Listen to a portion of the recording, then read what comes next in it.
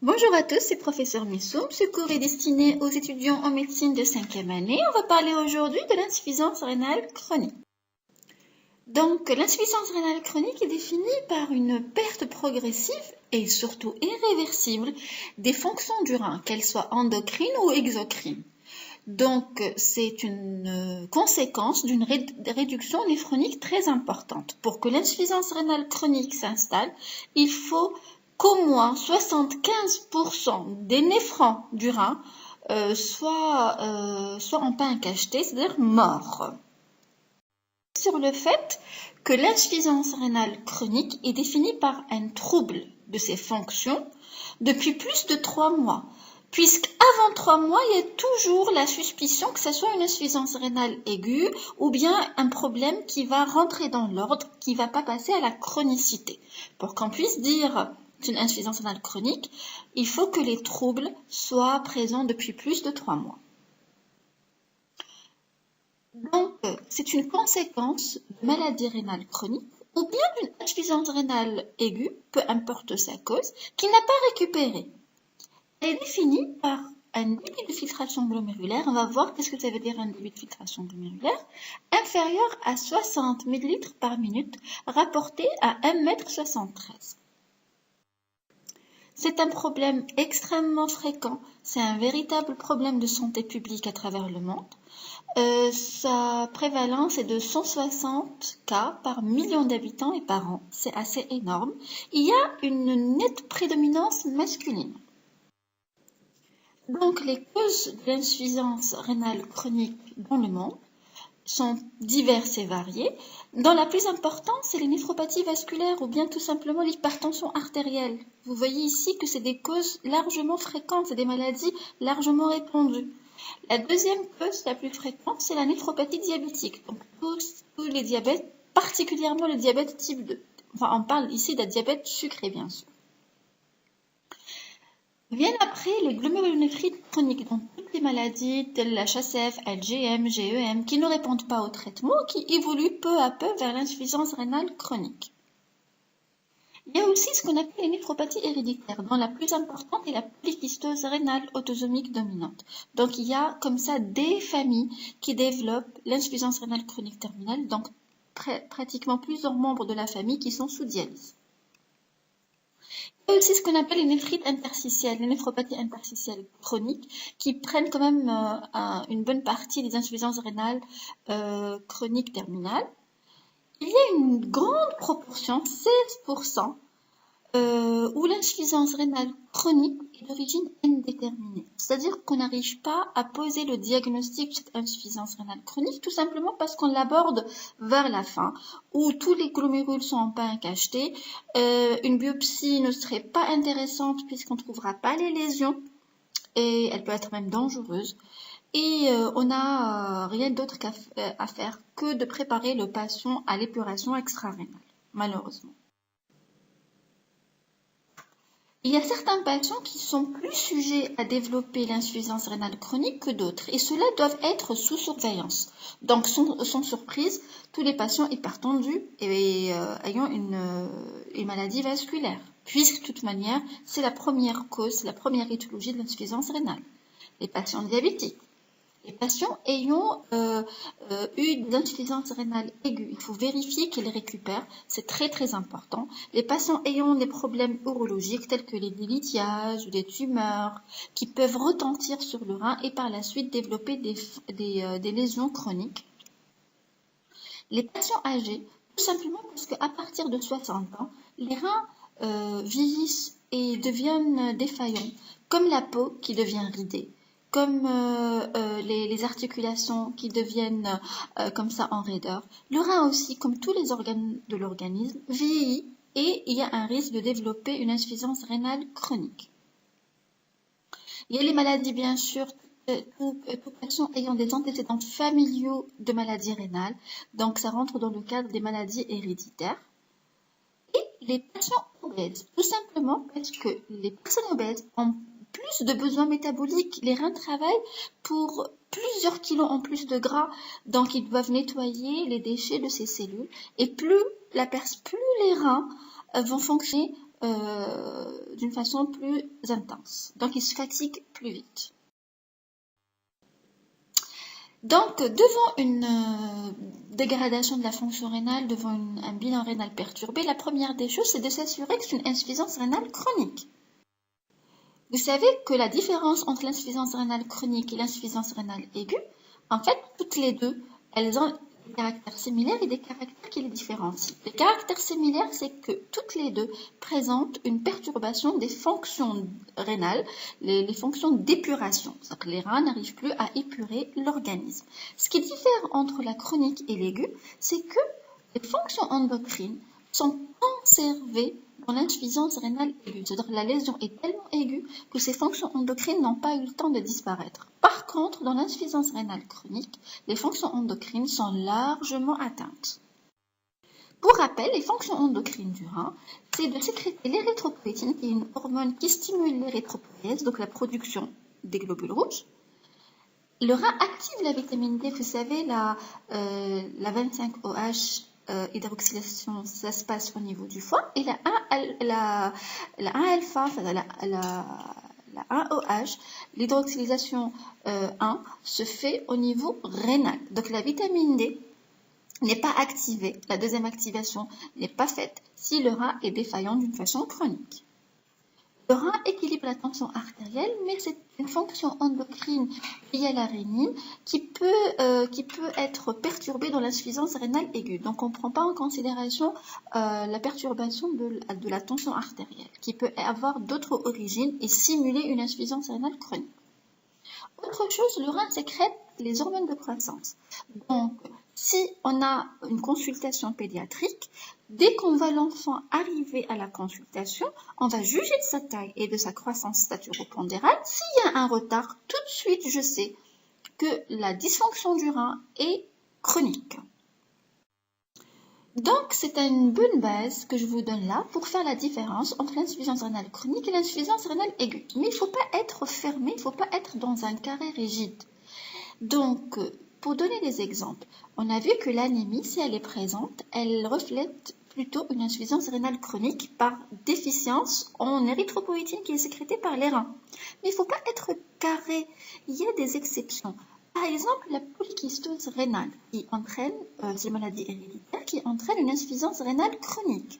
Dans cette maladie-là, l'insuffisance rénale chronique est associée à un taux d'hémoglobine normal, voire élevé, tout simplement parce que les kystes qui définissent cette pathologie qui est la polykystose rénale, c'est la présence de plusieurs kystes au niveau du rein, sont des grands sécréteurs d'érythropoïétine, malgré que les glomérules sont morts, malgré que le rein est en insuffisance rénale chronique. Donc c'est une exception.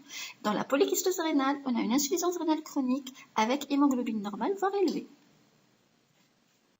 Le deuxième caractère, c'est la présence ou non d'hypocalcémie. Vous savez, quand on a une hypocalcémie, on est presque sûr qu'on est dans l'insuffisance rénale chronique, tout simplement parce que la vitamine D n'est pas activée et on aura une diminution de l'absorption du calcium au niveau intestinal. Mais il y a des exceptions. Imaginons une insuffisance rénale chronique sur myélome multiple, sur métastase osseuse. Et souvent, ces cas en consultation néphrologique.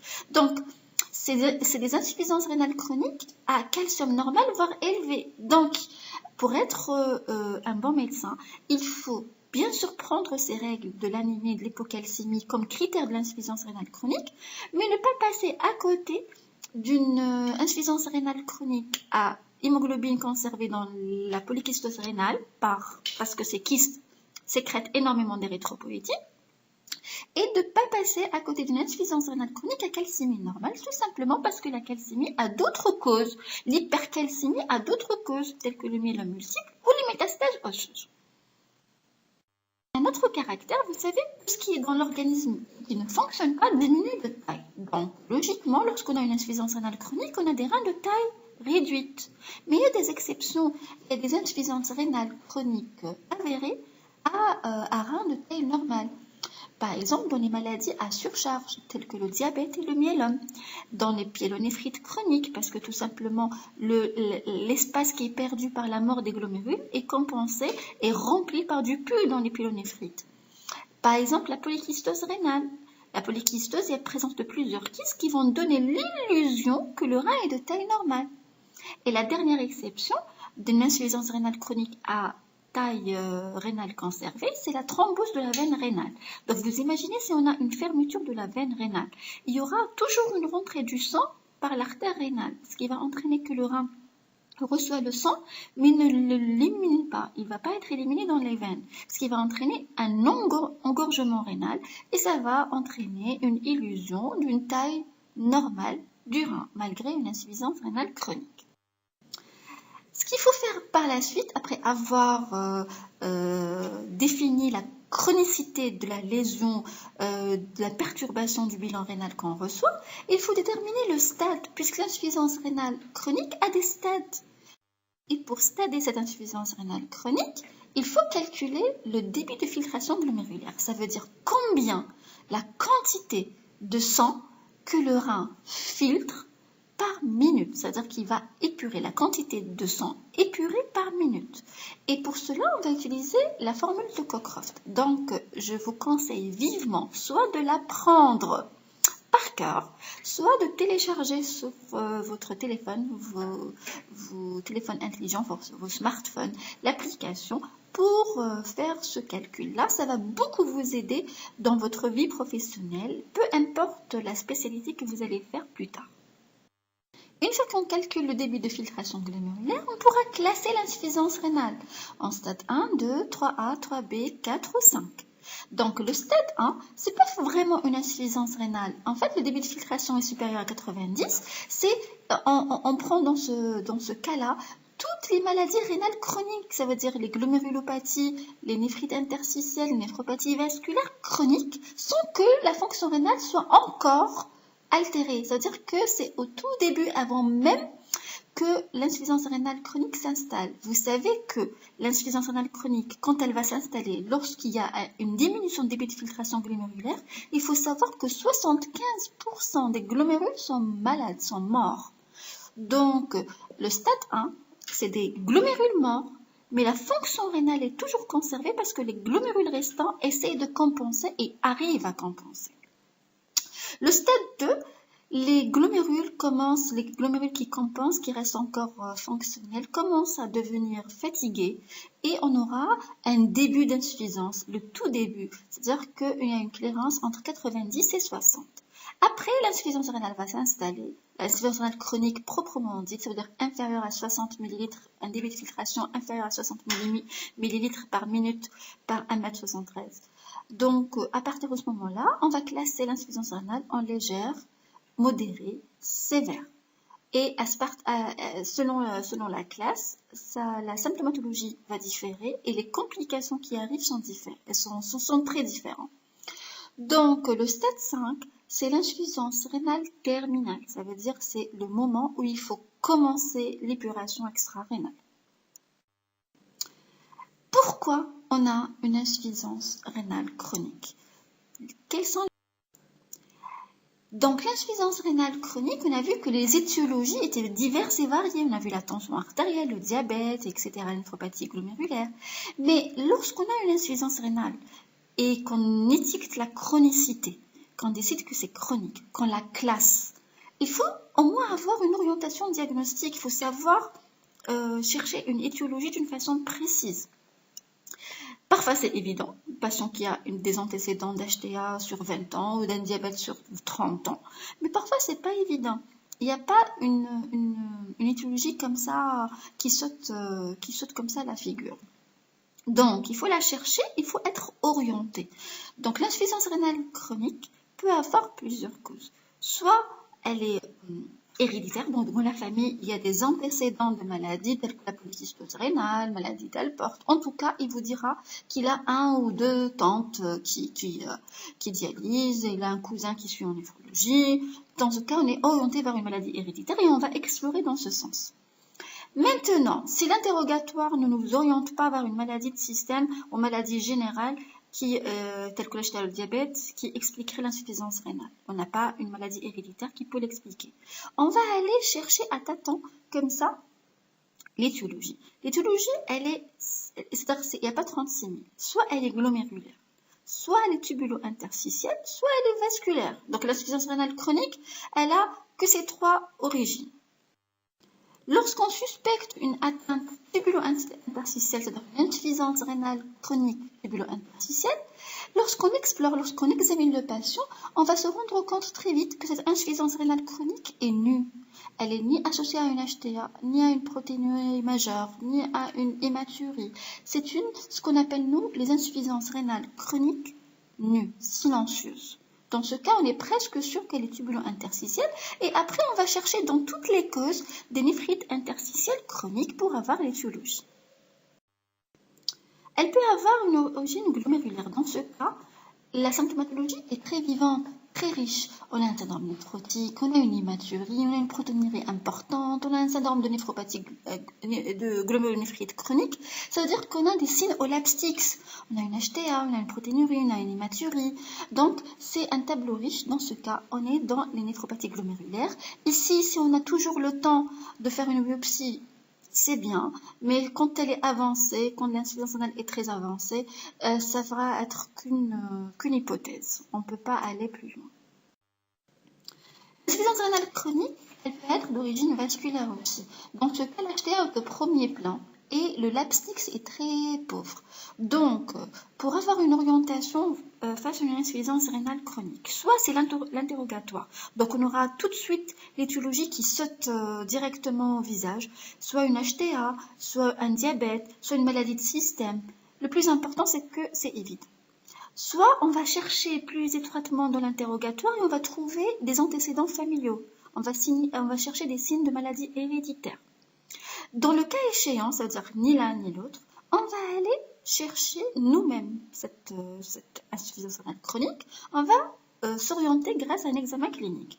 On va faire un labstix, une protéinurie des 24 heures, une prise tensionnelle. Si l'examen revient en faveur d'une insuffisance rénale chronique nue, sans HTA, sans labstix, pas de protéinurie, pas d'hématurie, ou bien très très peu. Donc on est sûr qu'on est dans les néphrites interstitielles chroniques. Et on va aller chercher plus précisément les étiologies des néphrites interstitielles chroniques.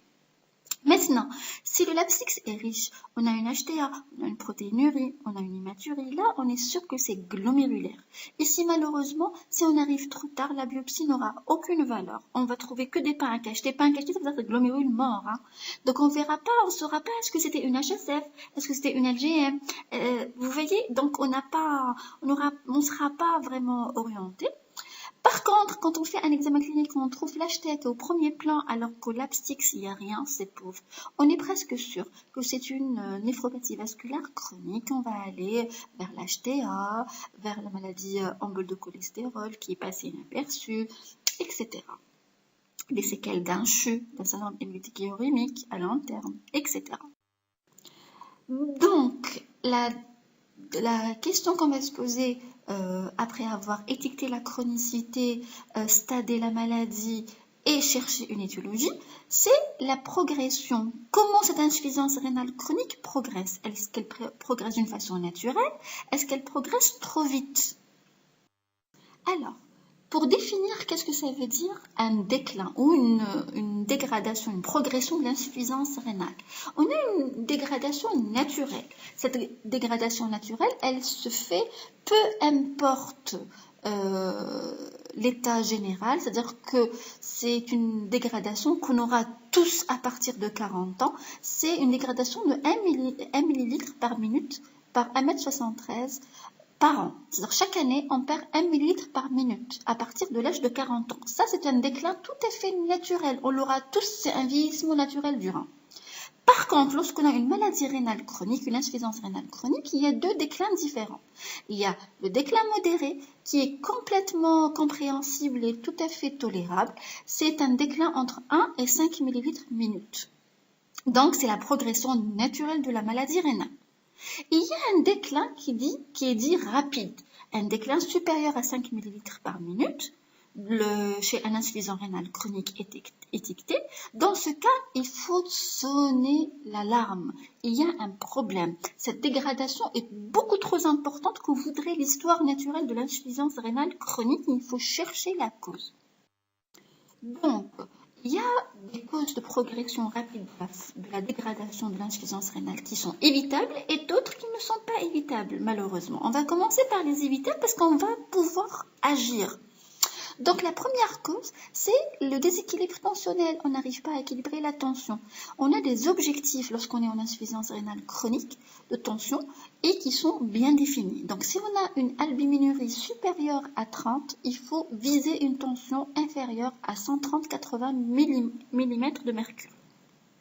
Si on a une protéinurie, une albuminurie inférieure à 30 mg par 24 heures, on va cibler plutôt une tension inférieure à 140-90 mm de mercure. Donc, si la tension est déséquilibrée, ça va entraîner une progression rapide de la fonction rénale. Deuxième facteur de progression, c'est la protéinurie. On va essayer et s'acharner à avoir une protéinurie inférieure à 0,5 g par 24 heures.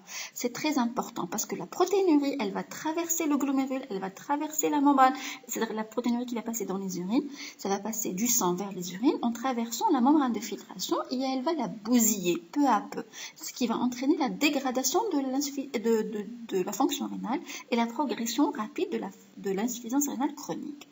Donc notre but est de maintenir une protéinurie inférieure à 0,5 g par 24 heures et ça se fait grâce aux IEC et ARA2 qui sont des médicaments connus pour être des néphroprotecteurs et réducteurs de la protéinurie. La troisième des choses, c'est la restriction protéique. Il faut s'acharner à avoir une restriction protéique modérée chez le patient. C'est-à-dire qu'il doit diminuer ses protéines alimentaires, ce qui va par la suite diminuer la protéinurie. Donc moins on aura de protéines alimentaires ingérées, moins on aura des protéines à éliminer dans les urines. Et la restriction doit être modérée.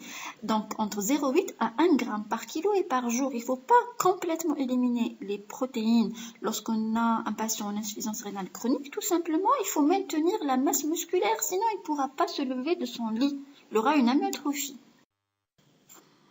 Le quatrième facteur de progression, c'est le déséquilibre glycémique. Il faut s'acharner à équilibrer la glycémie chez les patients diabétiques porteurs d'insuffisance rénale chronique ou non porteurs d'insuffisance rénale chronique, tout simplement parce que s'il n'a pas une insuffisance rénale chronique, c'est pour éviter qu'il développe l'insuffisance rénale chronique. Et s'il a une insuffisance rénale chronique, c'est pour éviter qu'il progresse rapidement vers la dialyse. Le cinquième facteur de progression, c'est la prise médicamenteuse de médicaments néphrotoxiques. Donc, on va rajouter un facteur toxique sur des reins fragiles. Il faut faire très attention. Autrement dit, il faut éviter toutes les causes d'insuffisance rénale aiguë surajoutées à une insuffisance rénale chronique, parce que tout simplement, on va dégrader la fonction rénale beaucoup plus rapidement. Il faut arrêter le tabac, parce que le tabac dégrade la fonction rénale. Et il faut motiver son patient pour perdre du poids, tout simplement, pour préserver la fonction rénale. Ce qui lui reste des glomérules vont être soulagés, ils vont avoir un travail moindre lorsqu'ils perdent du poids, lorsqu'ils perdent de la masse grasse. Malheureusement, il y a des facteurs de progression qui ne sont pas modifiables. C'est notamment le type de l'insuffisance rénale, le type de l'atteinte de la néphropathie qui cause l'insuffisance rénale chronique. Certaines néphropathies sont méchantes naturellement. Le deuxième facteur qui n'est pas modifiable, c'est au moment du diagnostic, on va avoir une insuffisance rénale chronique et on va stader. Donc, on ne peut pas revenir en arrière. Si on arrive à diagnostiquer l'insuffisance rénale chronique, par exemple, au stade de 3B, on ne va pas arriver en arrière, on peut pas reculer en arrière. Donc, c'est irréversible. Et il faut savoir que les sujets, les humains noirs, de race noire, sont plus fragiles parce qu'ils naissent avec des reins qui ont moins de glomérules. Ils sont hyponéphroniques, c'est-à-dire qu'ils sont plus fragiles et plus susceptibles de développer une insuffisance rénale. Ils sont plus susceptibles de dégrader d'une façon plus rapide la fonction rénale. Donc, passons aux complications. Cette insuffisance rénale chronique va avoir des complications diverses et variées qu'il faut savoir gérer. Donc, les complications les plus fréquentes, c'est les atteintes cardiovasculaires. Le patient va se transformer un véritable syndrome métabolique et un facteur de risque cardiovasculaire. Il va avoir des lâchetés, de l'athérosclérose. D'où justement l'introduction depuis quelques années de l'insuffisance rénale chronique en facteur de risque cardiovasculaire. Parmi les multiples facteurs de risque, le stress, l'obésité, le tabac, etc., il y a aussi l'insuffisance rénale chronique. Les patients d'insuffisance rénale chronique développent des troubles osseux, tout simplement parce que le rein n'active plus la vitamine D. La vitamine D ne va plus absorber le calcium, qui va entraîner des troubles osseux. Et surtout, la vitamine D qui n'est pas activée ne pourra plus bloquer la production de la PTH, la parathormone, et on aura une hyperparathyroïdie, d'où une déminéralisation osseuse. On va puiser le calcium au niveau de l'os, ce qui va entraîner une fragilité osseuse. Il y a aussi ce qu'on appelle l'hyperphosphorémie, augmentation du phosphore, tout simplement parce que le rein n'arrive plus à éliminer. Le phosphore est un déchet alimentaire, on en a besoin, c'est-à-dire une partie est utilisée pour construire l'os et pour des besoins métaboliques, mais le rein n'arrive plus à éliminer le surplus et on aura une augmentation du phosphore qui va entraîner des troubles osseux et des troubles aussi des calcifications vasculaires. La troisième complication importante, c'est l'acidose métabolique. Cette acidose métabolique est la cause d'une défaillance rénale chronique puisque le rein n'arrive pas à éliminer la charge acide qu'on reçoit à chaque fois qu'on s'alimente et on aura un pH sanguin très bas et ça va aggraver les lésions osseuses, cette acidose. On aura une anémie normocytaire normochrome arégénératif tout simplement parce que le rein ne sécrète plus l'érythropoïétine. Donc retenez une anémie normocytaire normochrome arégénératif. Le patient d'insuffisance rénale chronique sera dénutri, tout simplement parce que l'accumulation de ces déchets au niveau de son organisme va entraîner une perte d'appétit, mais surtout ce patient va être obligé de suivre un régime draconien. On va essayer d'éviter la charge de l'organisme par les déchets, c'est-à-dire que lorsqu'on mange énormément de protéines ou d'aliments riches en phosphore. Donc, on va essayer de donner au patient un régime très strict et associé déjà à sa perte d'appétit, il sera vite tombé dans la dénutrition. Et quelque chose de très important, l'insuffisance rénale chronique va perturber la fertilité, qu'elle soit chez la femme ou chez l'homme. Donc, il y aura une diminution de la fertilité, une diminution des chances de grossesse. Il faut savoir aussi que plus on avance dans l'insuffisance rénale chronique, notamment lorsqu'on arrive au stade de dialyse, l'urée et les déchets azotés vont augmenter et ça va donner un symptôme qu'on appelle le symptôme d'intolérance à l'urée.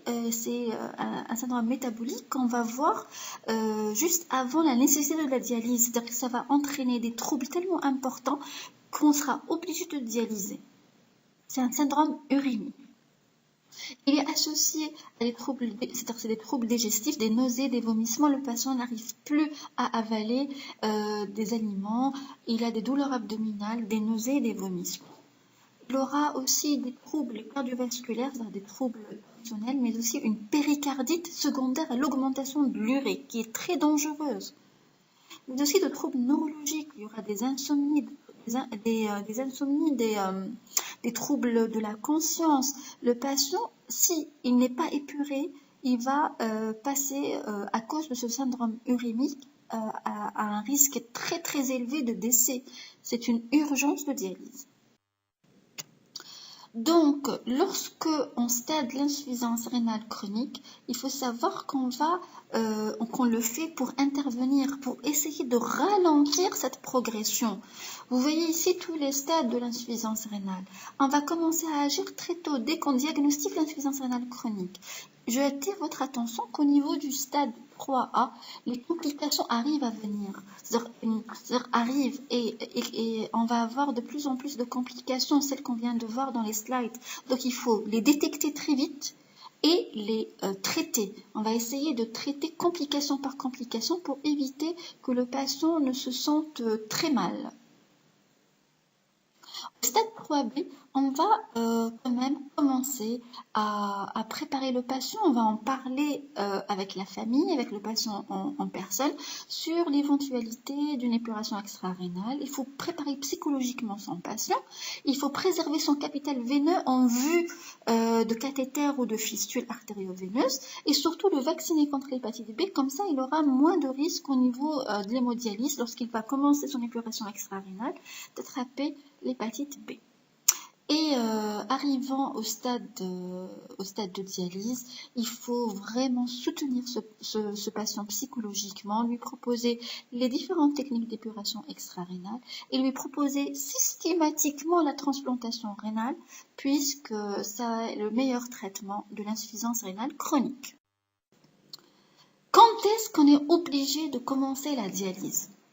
Certes, lorsqu'on classe l'insuffisance rénale chronique, on va arriver au stade 4, au stade 5.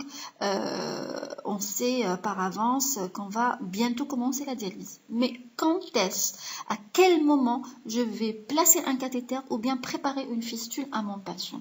Il y a des critères de dialyse qui sont de deux types. C'est des critères, soit absolus, c'est-à-dire dans l'urgence, il faut commencer tout de suite, ou bien c'est une indication qui peut être différée, on peut attendre une semaine, une dizaine de jours, tout au plus. Donc, les indications en urgence, c'est les indications, c'est les symptômes qui me disent qu'il y a un syndrome urémique, que le patient n'arrive plus à supporter cette augmentation de déchets azotés. Donc tout ce qui est péricardite, tout ce qui est hypertension artérielle résistante au traitement, les encéphalopathies, les syndromes hémorragiques, les nausées et vomissements persistants, mais aussi les œdèmes du membre, c'est-à-dire les œdèmes très importants, les OAP qui ne répondent pas aux diurétiques. Là, c'est une urgence vitale. Donc les indications absolues, c'est pour pallier un risque vital à court terme. Le patient risque de mourir tout de suite.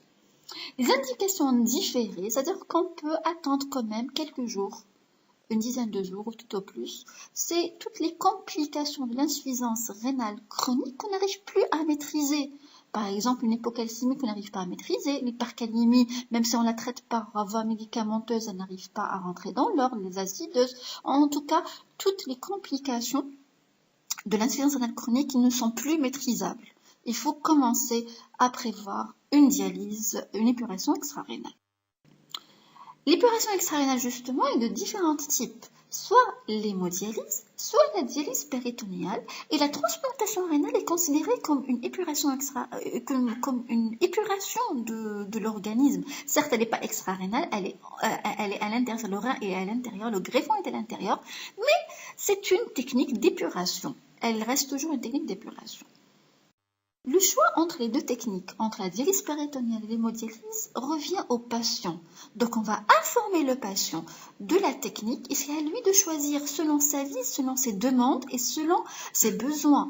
Mais il y a quand même des freins. Par exemple, dans la dialyse péritonéale, on ne peut pas avoir une bonne qualité de dialyse chez un obèse. On ne peut pas avoir une dialyse péritonéale chez un patient qui a une cicatrice abdominale parce que tout simplement pour la dialyse péritonéale, on a besoin du péritoine. Le péritoine est un tissu, est un feuillet qui se trouve à l'intérieur de l'abdomen, qui tapisse l'abdomen.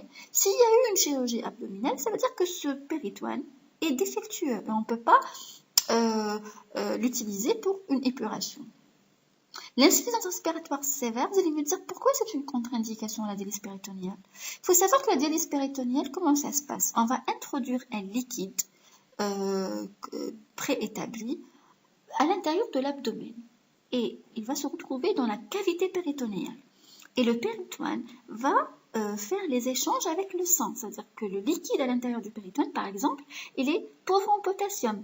Il a 0 potassium à l'intérieur de ce liquide. Et dans le sang, il y a une hypercalémie. Donc, la loi de l'osmose veut dire que le potassium va passer du sang vers le péritoine, vers la cavité péritonéale à travers la membrane péritonéale. Donc, tous les déchets vont être éliminés au niveau de ce liquide et ce liquide, par la suite, va être drainé. On va le faire sortir de l'organisme et on va remplir la cavité péritonéale par un liquide tout neuf. Et ça va être comme ça. La dialyse péritonéale, c'est une technique à domicile. Le patient va faire ses échanges tout seul à la maison. Il y a 4 échanges par jour, à 8 heures du matin. Il y a à 8 heures du matin, à midi, à 16 heures et à 20 heures. Donc, il va faire introduire un liquide neuf après avoir drainé le liquide qui est chargé par les toxines. Comme ça, 4 fois par jour. Pourquoi l'insuffisance rénale, l'insuffisance respiratoire sévère est une contre-indication? Tout simplement parce qu'on va introduire un liquide. Généralement, on introduit chez l'adulte 2 litres. Donc, vous imaginez 2 litres à l'intérieur du ventre. Le diaphragme ne pourra pas descendre lorsqu'on respire, lorsqu'on fait une inspiration. Le thorax va augmenter de volume, c'est l'inspiration, et le diaphragme va descendre. Si l'abdomen est rempli de 2 litres, ou bien d'un liquide, ça va entraîner une diminution de la course diaphragmatique. Et on ne pourra pas avoir une inspiration profonde qui va finalement gêner les personnes qui ont une insuffisance respiratoire sévère et même entraîner des apnées ou des dyspnées à longueur de la journée. Et c'est ainsi qu'on explique cette contre-indication à la dialyse péritonéale. Il y a des contre-indications qui ne sont pas médicales, c'est-à-dire qui sont rattachées à la personne elle-même. Vous savez, la dialyse péritonéale est une dialyse à domicile, c'est-à-dire que c'est le patient qui est seul face à cette technique de dialyse. Imaginons un patient qui est aveugle ou un patient qui n'arrive pas à bouger, tétraplégique ou bien très âgé, il n'arrive pas à gérer, il ne voit pas bien, etc. Ces patients, on ne peut pas leur proposer la dialyse péritonéale. Ils ne sont pas soutenus dans leur famille pour pouvoir faire la dialyse péritonéale. Ils sont ni autonomes, ni entourés pour pouvoir faire cette dialyse à domicile. En ce qui concerne l'hémodialyse, c'est une technique d'épuration en fait, les deux techniques se valent. C'est vraiment le patient qui va choisir. Les contre-indications de l'hémodialyse, c'est tout simplement une insuffisance cardiaque, une intolérance hémodynamique. Vous savez que l'hémodialyse, c'est une machine, c'est un générateur. On va faire sortir le sang de l'organisme via une fistule artério-veineuse ou bien via un cathéter d'hémodialyse, c'est un cathéter qui fait sortir le sang. Et ce sang va passer vers la pompe au niveau du générateur et il va être épuré grâce à cet appareil. Et par la suite, le sang épuré va revenir vers l'organisme via la fistule ou bien via le cathéter. Donc vous imaginez, c'est une circulation extracorporelle. En fait, l'hémodialyse, c'est comme une épreuve d'effort. Le cœur va pomper plus, le sang va sortir et ça va entraîner... L'hémodialyse, le circuit extracorporel nécessite un cœur en bon état. Une insuffisance cardiaque sévère ne permet pas une épuration extra-rénale. Et il y a aussi une contre-indication telle que la difficulté d'avoir un abord vasculaire, un patient qui n'a pas de fistule, qui n'a pas de cathéter, on ne peut pas faire l'hémodialyse, on ne peut pas faire sortir le sang autrement. Mais aussi la contre-indication aux anticoagulants. Vous savez, une circulation extracorporelle, ça va passer dans des tuyaux, on est obligé d'anticoaguler pour que ça thrombose pas, pour qu'il n'y ait pas de cailloux au niveau de ce circuit de sang. Il y a des contre-indications qui ne sont pas médicales. Bon, c'est rare en Algérie, il faut le dire. Hein. Heureusement, c'est le fait que ces patients-là sont éloignés d'un centre de dialyse. Par exemple, en Chine, il y a un centre chaque 300 km, pardon. Il y a certains patients qui ne peuvent pas se déplacer vers les centres de dialyse. En Algérie, alhamdoulilah, il y a des centres de dialyse partout sur le territoire national. L'autre contre-indication non médicale, c'est la situation socio-professionnelle. Il faut savoir que l'hémodialyse, ça se passe dans des centres de dialyse, c'est 4 heures, un jour sur 2. Donc on va dialyser 3 fois par semaine pendant 4 heures. Il reste branché à la machine pendant 4 heures. Vous imaginez si ce patient travaille dans une administration ou bien il a sa propre société ou bien c'est un enseignant, peu importe.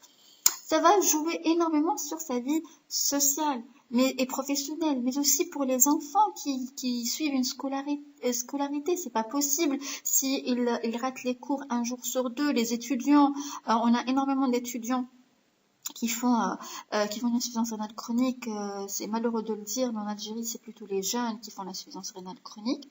Donc, ces patients-là vont plutôt passer vers la dialyse péritonéale, ce qui va leur permettre de gérer leur emploi du temps. Et comme la dialyse péritonéale, ça se passe 4 fois par jour, même pas 5 minutes, même pas un quart d'heure, au maximum un quart d'heure pour faire les échanges, ils peuvent les faire dans le bureau, à la maison. Ça coïncide avec les heures des repas. Donc 8 heures du matin, midi, 16 heures, 20 heures, c'est les heures du repas. Donc généralement, les étudiants et les gens qui travaillent sont libres à ce moment-là. Voilà, j'espère avoir résumé l'insuffisance rénale chronique pour vous, les étudiants en 5e année de médecine. J'ai donné exactement ce que vous devez savoir pour votre vie professionnelle. J'ai pas donné beaucoup de détails parce que l'insuffisance rénale chronique finalement est un livre. C'est vaste et énorme. Je vous ai donné les détails, les explications et juste les informations nécessaires pour que vous puissiez gérer à votre consultation un insuffisant rénal chronique, le diagnostiquer, essayer d'éviter les complications et écrire une lettre d'orientation vers le néphrologue qui vous fera honneur. Voilà, j'espère avoir été simple. À la prochaine, Inch'Allah.